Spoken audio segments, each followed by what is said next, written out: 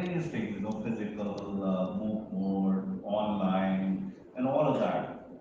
Trust me, COVID has taught us all of this.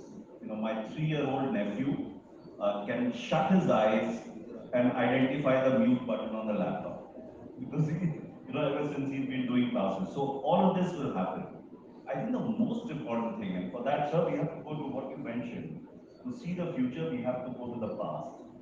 The past was about learning as a continuum. Learning was never a discrete activity. We have over the years created learning as discrete entities. College, classroom, hostel, mess, home, playground, all of these are discrete entities. To me, campus in the future will be one big continuum. Your home is as much a campus as your college. Your hostel is as much a campus as your classroom. And that, to me, will be one seminal change that will happen. And it'll happen by force of nature, even if we resist it. Because that is essentially where, things are headed. To your question regards on what we are doing in future scale, I mean, Bhaskar did allude to it in his fireside chat.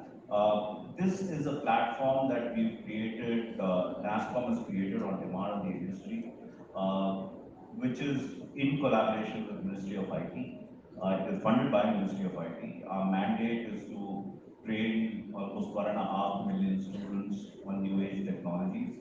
Uh, we are almost at about 1 million students already on the platform. We've identified 10 cutting edge technologies which are relevant for the future. We're working very closely, incidentally, with Microsoft on this. And 10 new age, and this is what really excites me. Uh, Professional skills, which are not necessarily cutting edge technology. So skills like, product management, project management, design and innovation. Now, it's surprising. I heard the word innovation being used thrice. I was actually making a count in the fireside chat between Serena and Bhaskar.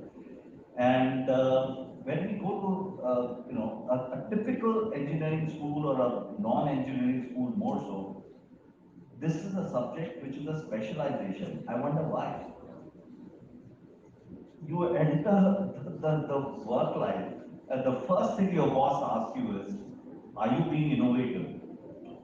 And when you go back to your syllabus, nobody talked of innovation. Nobody talked of design thinking. I mean, design thinking. We ran a project at a school in Gurgaon where we tasked the children to. This is a school for the underserved. To task them with designing a good washroom for the girls in the school. And some of the things that they did were just mind-blowing, absolutely mind-blowing. And we taught them design thinking principles before they got down to doing it. These are mind you class 8, class 9 students. So that's one part of it, how the campus will look like.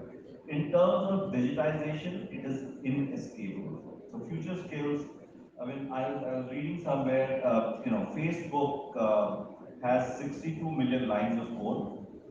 You'll be shocked to hear how many lines of code a Tesla has.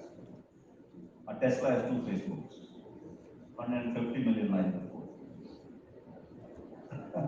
A typical smart car is about 100 million lines of code. So these are things which are becoming so embedded in our lives that we will have to therefore start looking at, content as a part of the overall continuum of education.